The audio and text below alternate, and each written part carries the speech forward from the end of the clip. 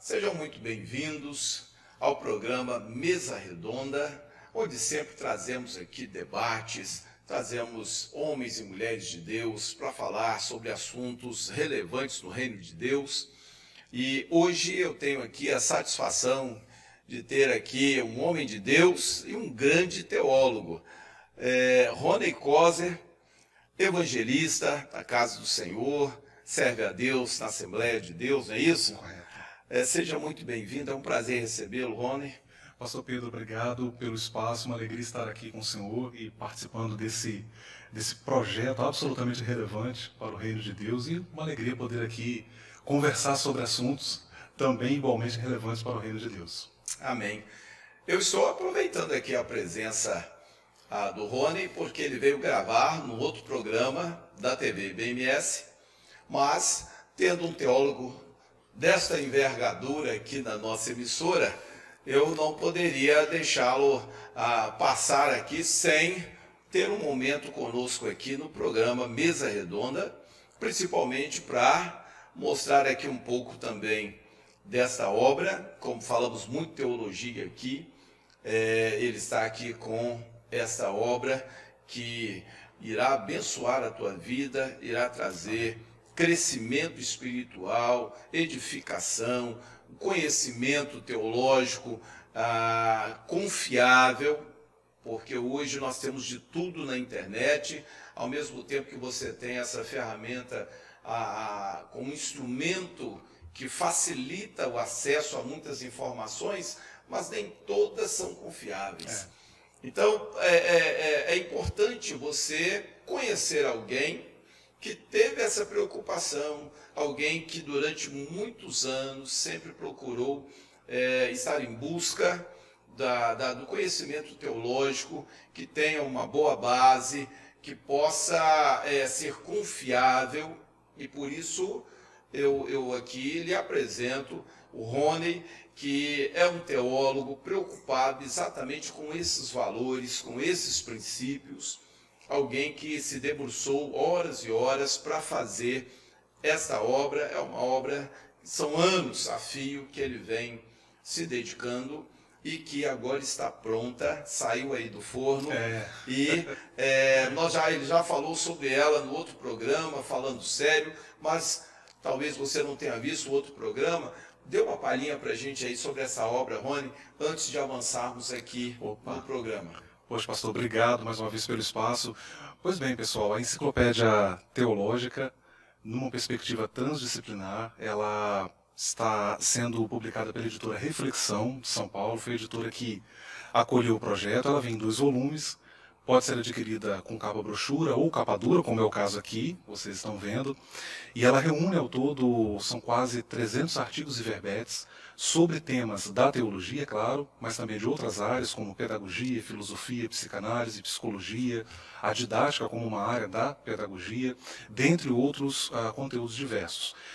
O volume 1, só para você ter uma ideia, tem 1.005 páginas, o volume 2, 840 páginas aproximadamente, e a enciclopédia, de fato, como o pastor bem mencionou, é resultado de mais de 10 anos de trabalho, de produção textual, de pesquisa séria, de fato, onde eu tive a preocupação justamente de fundamentar, né, todo o trabalho, toda a escrita, afirmações e, por que não dizer, reafirmações, com base em uma bibliografia especializada.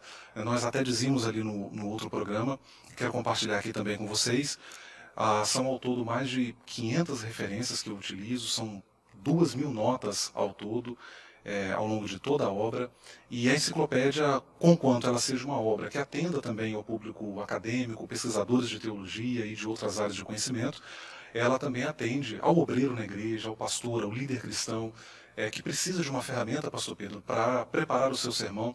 Inclusive, eu disponibilizo nela também mais de 30 esboços de sermões e palestras que eu proferi ao longo dos anos, todos bem fundamentados também, bibliograficamente.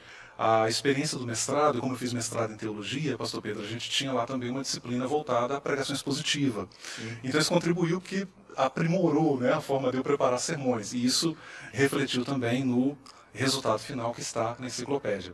E para finalizar, uma última ferramenta que eu disponibilizei, não poderia deixar de falar também, que é o índice temático para pesquisadores de teologia, onde eu O índice temático basicamente é um catálogo de indicações de obras por temas. Então, falando isso de modo prático, né? Você quer ler sobre a introdução à Bíblia, então ali eu indico uma série de bibliografias especializadas sobre esse assunto. Você quer ler sobre escatologia, então ali eu coloco. As pessoas, o senhor falou uma coisa interessante, pastor Pedro, as pessoas vão para a internet, você tem lá conteúdo confiável? Tem. Você tem lá conteúdo que não é confiável? Tem. Como é que a pessoa não treinada em teologia identifica isso? Ela não sabe filtrar. Então, você ter uma obra de referência que te indica literatura confiável, referências confiáveis, isso ajuda muito na pesquisa pessoal. Sem dúvida. Então, está aí. A grande oportunidade vai estar na página deste programa. Lá no final, você vai ver as informações para você adquirir essa obra e ser ricamente abençoado. Amém? E eu quero aproveitar, professor Rony, professor de teologia, teólogo de excelência, mestre em teologia, e vou colocá-lo, né, numa saia justa aqui, né? Estamos vendo hoje, amados, na internet, em alguns debates, algumas lives, onde pastores, pregadores, teólogos têm feito algumas associações com os eventos que temos tido nos últimos tempos, com sinais escatológicos. Há um paralelo que está sendo criado e que o leitor que não tem um conhecimento escatológico fica ali meio na dúvida, né? E algumas vezes você vê alguns vídeos, já tocou a trombeta, aí o povo corre ali para assistir e manda para outro, meu Deus, né? Deixa eu arrumar a casa porque o arrebatamento está aí. Então, nós queremos falar um pouco sobre isso, abrir um pouco o seu entendimento, aproveitando a presença aqui. O Rony também leciona na área de escatologia, sim, não é isso? É uma das minhas um seminário, né? Sim. Durante anos você ministrou esse seminário. Verdade. Então é alguém que tem muita propriedade para falar sobre isso. Ultimamente, a questão da pandemia, né? Nós temos visto aí esse vírus que tem tido mutações, nem saiu aí a vacina direito, né, para combater o vírus, já está havendo mutação. Lá na Inglaterra, descobriu-se uma variante desse vírus 70 vezes, com potencial 70 vezes maior de contaminação do que esse atual. Então, tudo isso tem preocupado e tem levado alguns homens de Deus a fazer esta associação, principalmente ali com os cavaleiros, né, do Apocalipse. Então, trombeta tocando, cavaleiro saindo, a coisa está nesse sentido. Isso gera um certo temor no coração de alguns servos de Deus. Então, eu gostaria que você, como professor de escatologia, como um teólogo que se preocupa muito, né, e gasta tempo estudando as escrituras, profecias, com certeza já viu alguns desses vídeos por aí também, e pudesse falar para aqueles que têm nos acompanhado se realmente tem trombeta tocando, já tem cavaleiro saindo por aí, ou na realidade são sinais que estão aí nos preparando de fato para algo maior que está por vir, mas que ainda está por vir. Ok. Com a palavra aí, professor Rony. Obrigado, pastor. Uau, uma pergunta e tanto. E atual, né, muito atual, bem interessante para a gente pensar. Pastor Pedro, eu não quero aqui, né, prezada internauta que nos acompanha, eu não quero aqui parecer ácido na minha colocação, pastor Pedro. Eu acho que, eu diria que em termos majoritários, eu vejo com muita suspeição essa associação, esse tipo de associação. Eu explico por quê. Até antes de eu trazer uma explicação teológica, deixa eu citar aqui Umberto Eco, foi um intelectual italiano muito conhecido, né, muito citado, inclusive, E o Eco, ele vai dizer, nos anos finais da sua vida, ele faz uma dura crítica à questão das mídias sociais, do uso da internet, como vem se colocando. Ele vai dizer que a internet, pastor Pedro, ele fala até bem ácida, de fato, a crítica dele. Ele vai dizer que a internet, ela deu voz a ignorantes, a pessoas que não têm condições realmente de estarem fazendo determinadas afirmações, mas as mídias sociais, a internet de um modo geral, acaba sendo espaço para essas pessoas difundirem determinadas informações que muitas vezes, pastor Pedro, acabam prestando um desserviço. E, infelizmente, o movimento evangélico, quando o assunto é escatologia, ele acaba, uma grande parte dele, né, não vamos generalizar aqui, mas uma grande parte dele acaba fazendo esse uso da internet de que Humberto Eco faz, que é um uso indevido, pessoas que não pesquisam de fato a fundo o assunto, pessoas que não estão dialogando com autores, com gente séria, né, com bibliografia séria sobre o assunto, para fundamentar o que ele está falando, né, para fundamentar as afirmações que ele faz. Isso é jogado, é colocado na internet. E não só na internet, né, o pastor Pedro, pensando em internet aqui como sites, vídeos, mas o WhatsApp está aí, né, esses recursos que a gente tem hoje. E você acaba fazendo uma associação que é muito imprópria, essa coisa de você situar eventos da narrativa bíblica ou das profecias bíblicas em determinados acontecimentos globais ou mesmo regionais. Isso não é novo, pastor, né? O senhor sabe disso tão bem quanto eu.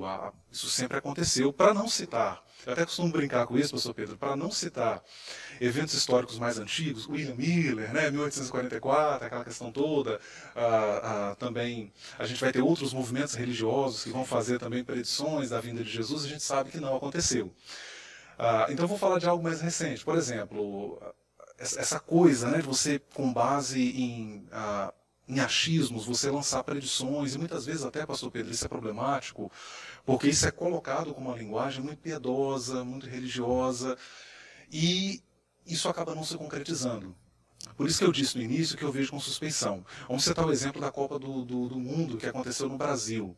Eu não estou me lembrando do ano exato, não sei se foi em 2016 ou 2014, mas eu me lembro bem que por ocasião da Copa, um áudio circulou, ou alguns áudios circularam, e isso gerou uma comoção enorme no movimento evangélico, dizendo que uma grande tragédia aconteceria no Brasil por ocasião da Copa, e que aquilo era a ação de Deus, que Deus estava agindo e tal. E eu brinco com isso, pastor, dizendo que realmente aconteceu uma grande tragédia, que foi o Brasil perder de 7-1 para a Alemanha, né? Que aquilo foi realmente foi vergonhoso. Então eu penso, pastor Pedro, que esse tipo de associação, em grande medida, ela coloca a igreja numa posição do ridículo, do constrangimento, porque esses prognósticos acabam não se concretizando de fato. E existe um discurso religioso para legitimar, não, porque não aconteceu, mas aconteceu isso, e na verdade não aconteceu. Você vai ver, na verdade não aconteceu, né? Então eu penso que situar a profecia bíblica nesses termos é sempre muito arriscado. Como alguém que pesquisa escatologia, pastor Pedro, a minha posição escatológica é pré-milenista, dispensacionalista, acredito no arrebatamento, acredito nas duas fases, etc. Mas eu penso que nós não estamos autorizados biblicamente a situar esses fatos na história humana. Eu acho que esse tipo de... Eu levo a sério a discussão em torno dos sinais, isso é tratado na teologia especializada, Weine Gruden, na sua famosa teologia sistemática exaustiva, trata desse assunto com uma propriedade muito, muito grande. Eu tenho a edição dele de 1999, também o George Eldon Ladd é um teólogo muito competente, na sua teologia do Novo Testamento trata a questão dos sinais também ali com existe uma discussão se quais sinais se cumpriram, quais sinais não se cumpriram, mas uma coisa interessante, pastor Pedro, em geral os escatólogos, de fato, que são pesquisadores sérios, eles não têm essa postura de, não, porque é esse evento X que indica que se cumpriu aquela determinada passagem, eles não fazem isso. E aí, quando eu falo isso, pastor Pedro, algumas pessoas se espantam e falam, Rony, então, diante de todas essas tragédias, essas calamidades, qual é a sua postura ao ler a escatologia, ao ler as profecias bíblicas, como que você se posiciona? E a minha resposta, pastor Pedro, é uma resposta absolutamente devocional. Eu me posiciono como o cristão deve se posicionar. Eu tenho fé em Deus. Eu dobro meu joelho, eu oro. Rony, mas se essa pandemia ganhar uma proporção e metade da humanidade morrer, vamos exagerar aqui agora, né? Qual é a esperança do cristão? O que Paulo diz, né? Porque para mim viver é Cristo e morrer é lucro. Então, a esperança do cristão, ela transcende essa vida. Então, se o Senhor me permitiu estar aqui, se o Senhor não vai me permitir continuar, enfim. Alguém dias atrás, pastor Pedro, me mandou uma mensagem e falou bem assim: Rony, eu sonhei e acordei em lágrimas, eu sonhei que você tinha morrido. E ele esperava uma resposta de mim. A minha resposta foi: a minha vida está nas mãos do Senhor. Se o Senhor decidir colocar um basta agora. Então, a minha confiança em Deus transcende a minha vida. A minha fé me leva a crer que depois dessa existência eu estarei numa nova condição, numa nova realidade, para falar em termos paulinos, com Cristo, né? Estarei com Ele. Então eu penso que a escatologia, nesses termos, pastor Pedro, ela precisa ser tratada com muito cuidado, porque senão a gente leva ela para o campo do ridículo, para o campo da... E a igreja acaba sendo mal vista. Há uns anos atrás, pastor, eu publiquei um texto, teve uma grande repercussão na internet, quando eu criticava justamente isso. As pessoas olham para nós e acabam nos vendo como um grupo de lunáticos, de pessoas que preveem eventos que não se concretizam e ficam tentando legitimar isso religiosamente. Então a sua pergunta, pastor, ela é muito importante. Ao longo da história nós vimos isso acontecer várias vezes. Várias vezes. E aí, para justificar, acaba nascendo uma seita. Exato. E o perigo disso também, pastor, num caso, por exemplo, a sua pergunta, além de atual, ela é muito importante. A gente viu no caso da pandemia uma postura de negacionismo. Pastores que pagaram com a vida por causa disso. Porque não levaram a sério os alertas da ciência, dos infectologistas, o pessoal que está na área, que está pesquisando, né? Aventureiros de internet veiculando desinformação, né? E usando o discurso religioso para legitimar isso. Então, na condição de teólogo, pastor Pedro, eu me posiciono radicalmente contra isso. Você querer situar, e é interessante pensar, pastor Pedro, e todos que nos assistem, que a escatologia bíblica, via de regra, ela é uma mensagem de esperança.